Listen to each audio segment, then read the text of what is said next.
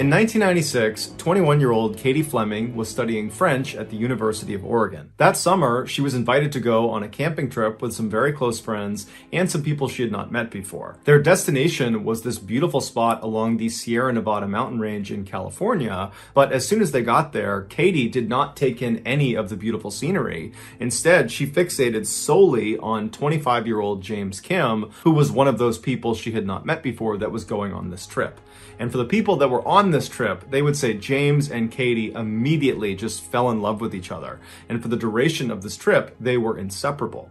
And then when they got back from this trip, James would actually move from Seattle to Oregon to be with Katie. And then after Katie graduated from college, the two got married in Las Vegas and then settled in San Francisco. James, who loved technology and always had, was quickly hired by a tech company to try out new technology and then write a review for the average consumer. Basically, James got paid to play with toys, and so he loved his job. The couple also opened 2 boutique stores in San Francisco. One was an apothecary and the other sold eccentric clothing, and those 2 shops were managed by Katie full-time. By 2006, the Kim family had become very successful financially and they had grown in size. They had a 4-year-old daughter named Penelope and a 7-month-old daughter named Sabine. Katie and James both adored their kids, but James especially was known for blowing off virtually everything and anyone to be with his daughters. In fact, his friends and family would say you couldn't even have a conversation with James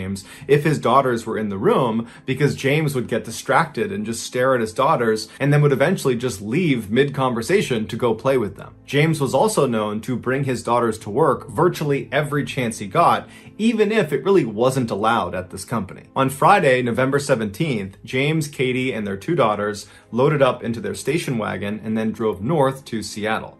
They planned on spending Thanksgiving with James's aunt and uncle who lived in the city. And also, James and Katie were considering leaving San Francisco and moving elsewhere, and Seattle seemed like a natural landing spot for them. So this trip served nicely as a chance to see family and to explore the area. And so late on Friday night, after a very long trip, they finally arrive in Seattle, and for the next couple of days, they have a wonderful time visiting with family and having Thanksgiving dinner. On Friday, November 24th, so a day after Thanksgiving, James, Katie, and their daughters loaded back up into the station wagon early in the morning. They said bye to James's aunt and uncle, and then they hit the road. But instead of just driving straight all the way to San Francisco, which would have taken the entire day and then some, they decided to make a stop in Portland, Oregon, where one of Katie's very close friends from college was going to meet them for lunch. And so after about 3.5, 4 hours, they arrive in Portland, they meet Katie's friend, and they have this nice lunch. And then afterwards, the family retired to a hotel where they crashed for the night. The next morning, the plan was originally to just get in the car and then drive all the way back to San Francisco. But Katie suggested to James that instead of just driving all day, why don't we just stay here for part of the day, leave in the afternoon, and we'll stop somewhere between here and home. We'll break up the drive one more time.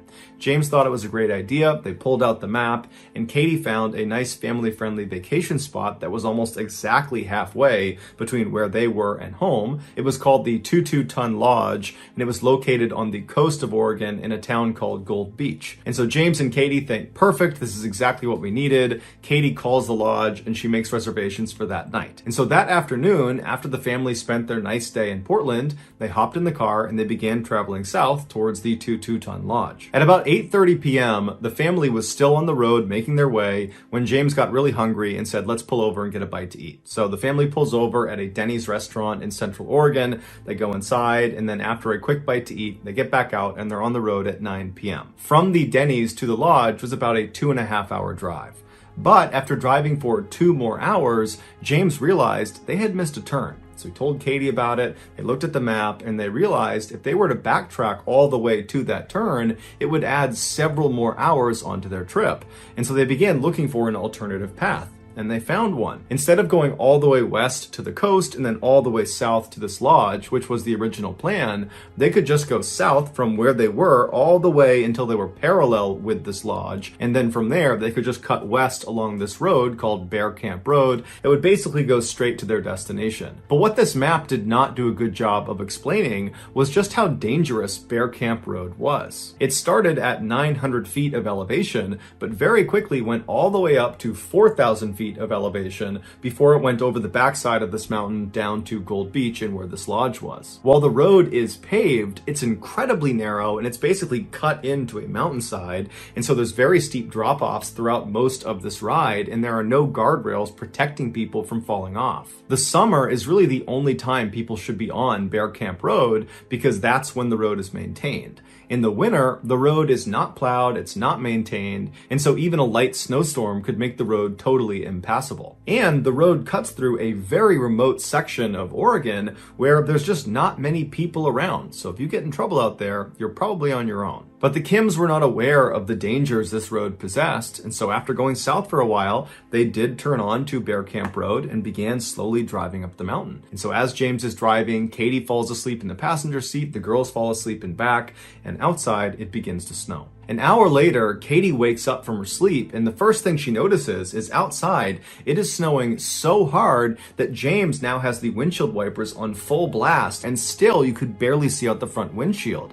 She looked at her husband, and he was hunched over, white-knuckling the steering wheel, looking intently out the window, and she says to him, what's going on? Should we stop? Should we turn around? And James, without even looking at her, says, yeah, honey, I do want to turn around, but the road is so narrow, we can't. And then he would tell his wife that earlier they had actually driven through a fork in the road where there was enough space to turn around, and so now he was just hopeful that there'd be another fork somewhere that would allow them to turn around. And so Katie was not excited about the idea, but she trusted James and said, okay, let's keep going. And so James just continues driving up this mountain pass, and you got to understand, they are driving on basically a cliff. On the left side, left of James, is just a sheer drop-off, and the road is totally slick from the snow. And so periodically, as James is driving, even though he's only going about 5 miles an hour, he would begin to slip and slide, and he's right on the edge of this cliff. And so it was a very, very stressful ride, and after several more miles of this, they were not reaching any turnaround. In fact, they would have to periodically stop on inclines, put up the emergency brake, and one of them would have to get out and clear branches and rocks out of this tiny little road to continue onward. And so finally, Katie says to James, you gotta stop, you gotta back out of here. That's our only choice right now. And so James put the car in reverse, and he opens his car door so he can look down at the edge of this cliff to make sure he doesn't accidentally veer off of it. And so very slowly, without even applying the gas, he began going in reverse, making sure he didn't go off the cliff. And for hours and hours they did this. This must have been so stressful. But finally, they make it to this fork in the road that James had seen much earlier, and they're able to make a decision. They had two paths they could take. They could turn around completely and drive nose out along the path they came in on all the way to the highway, but that was a very far drive, and they knew that road was treacherous and there was a cliff drop off, and it was really just as dangerous as what they had been on, and they really were not keen to be on that road considering the weather. Or they could turn left and go down the mountain on this path that was way wider than the paths they were on. It was like this huge road, and it looked like it went straight to the bottom of the mountain. And they're thinking, we don't know where this goes. The signage is not clear where this goes, but you got to figure if you're going lower in elevation, the weather will not be as bad. And maybe if you go down this road, there'll be houses, or there'll be a gas station, or there'll be something. But whatever it is, it's probably better than going that way or that way. And so James turned the car and began driving down this new road. Unfortunately, this was the worst choice they could have made. This road they were now on was this long, winding dead end that was used by loggers in the summer. Now, normally, this mistake by the Kim family would have been caught because there was supposed to be a big yellow gate that sat across this road just a little ways past this fork, blocking all traffic from proceeding any further. But vandals had recently come up and cut the lock on this gate, swung it open, and then locked it open. So the gate is completely off the road. And so as the Kims drove past where they normally would have been stopped, they didn't even see a gate. There was no gate anywhere, and so they just kept on driving. And from where this gate should have been, the road went from paved to dirt and full of potholes, and it narrowed considerably. The couple drove for 15 miles on this very tight, winding road that once again was on a cliffside until finally they reached another fork in the road where they could either go right or they could go straight, but there was no sign telling them which way led to what. And so James stopped the car right in the middle of this intersection, and he and Katie look at each each other and they know they're in trouble. So they get their phones out and they try calling for help, but they have no service. And so as they're struggling to place calls, one of them realizes it's no longer snowing. It's actually raining, and a lot of the snow on the ground seems to be getting washed away. And so after not being able to place calls for several minutes, they decide, you know what, it's 2 a.m, we're tired, let's sleep here, we'll leave the car running, it'll be nice and warm, and when we wake up in the morning, this rain will most likely have washed away the snow and we can just drive out of here. And so the two are kind of relieved as they're saying this out loud that this situation is not nearly as bad as it seems, we'll be just fine. And so Katie, James, their 2 daughters, they fall asleep with the car running, it's nice and warm, and when they wake up, Katie and James realize it's gotten much, much worse. At some point in the night after they fell asleep, the temperature must have dropped again, and that rain became very heavy snow. And so all the water on the ground froze, and then almost a foot of snow fell on top of it. They were stuck. But Katie and James, they didn't panic because they remembered when they first turned onto Bear Camp Road, they had seen a plow truck parked off of the side of the road. And so to them, that meant if it snowed along Bear Camp Road, it would get plowed. And so that day, the Kims just stayed inside of their car and they ate snacks and they read books and they kept the heater on and they waited to be rescued.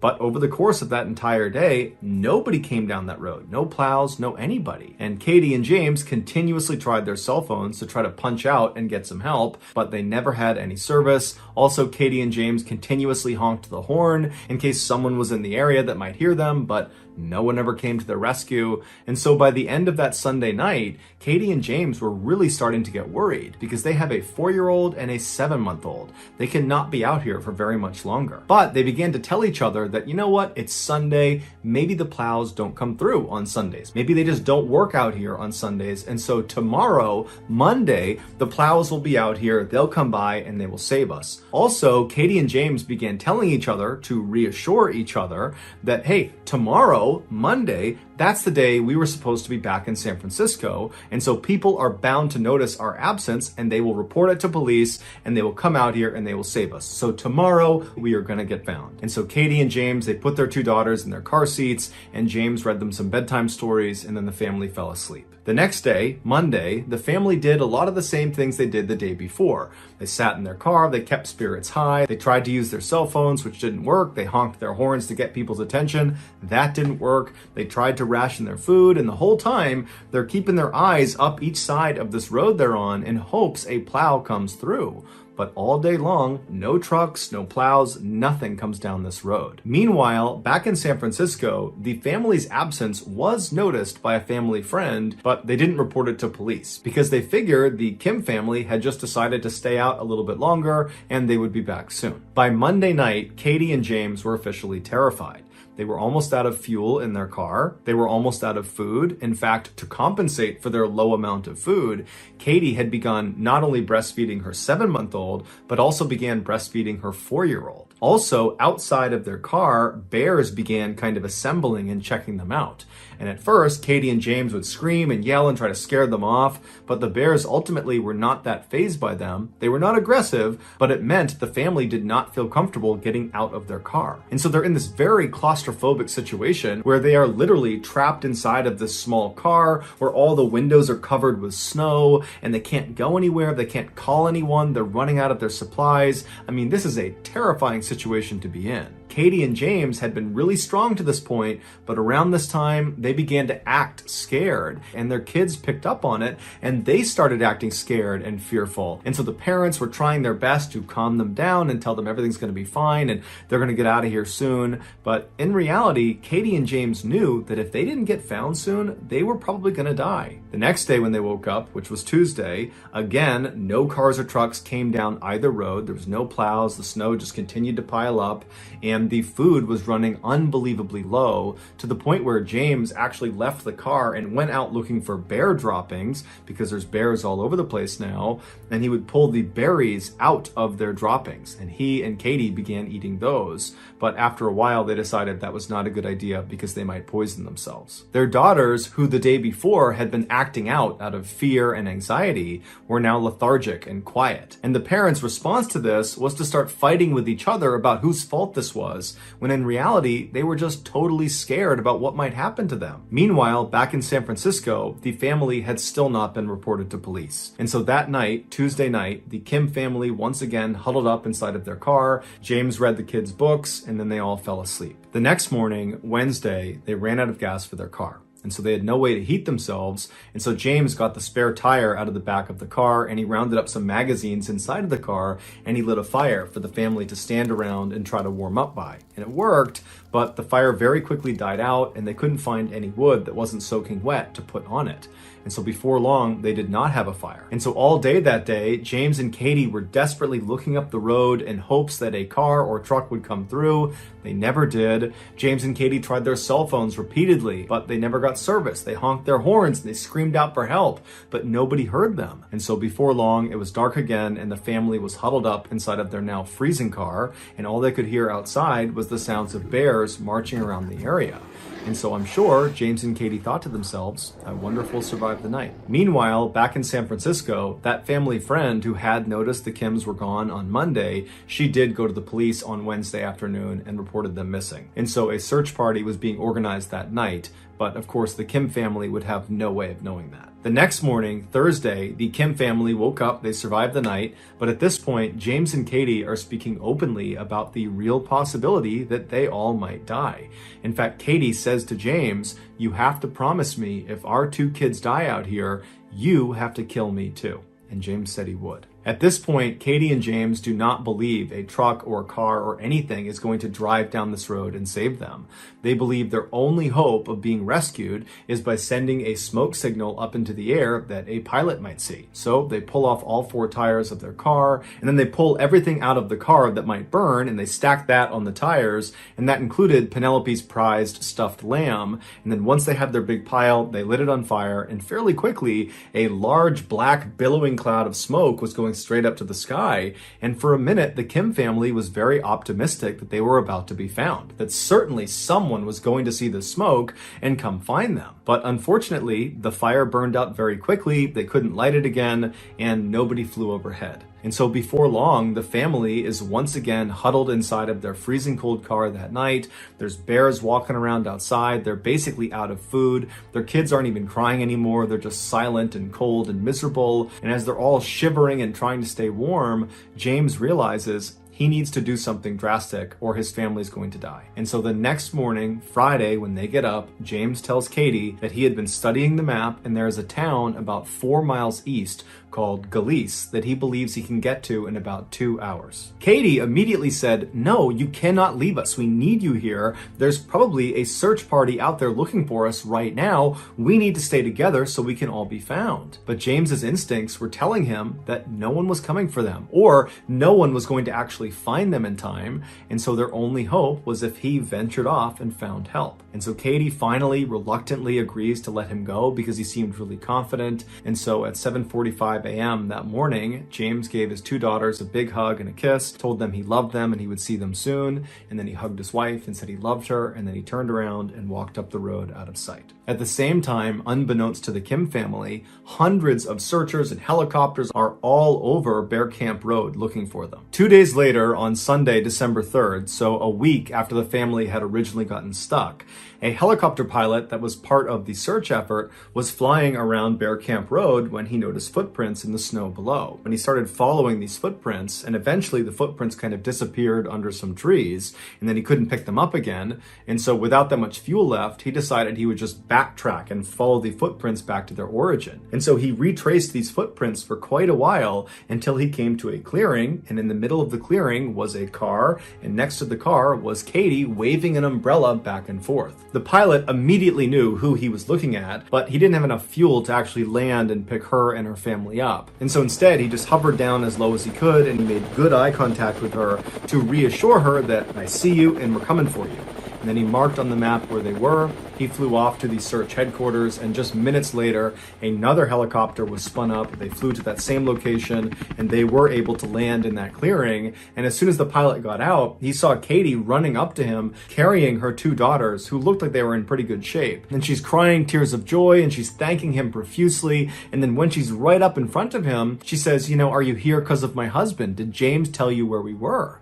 And the pilot looked visibly confused. Katie picked up on it, and she explained how just 2 days earlier, James had left to go to the town of Galice to get help, and he still hadn't come back yet. And so at this point, the pilot understood what was happening, and so he looked down and he said, "No, ma'am, we still have not found James." Katie was devastated, and she cried as she and her daughters were loaded into the helicopter and airlifted out of the forest and brought to a hospital. There they would make full recoveries. Meanwhile, the search effort, which had been all over Bear Camp Road, was suddenly focused exclusively on the area around where their car was. And professional trackers were brought in to look for James's tracks, and they found them fairly quickly and began following them. James, after departing his family to go look for help, which must have been the most difficult decision he had ever made in his entire life. He loved his family more than anything, and he had to abandon them in the middle of the wilderness with no food, with no power, and he has no idea if he'll ever see them again. And so after leaving them behind, he walked 3 miles up the road they came in on, and then instead of just continuing on that road in the direction of Galice,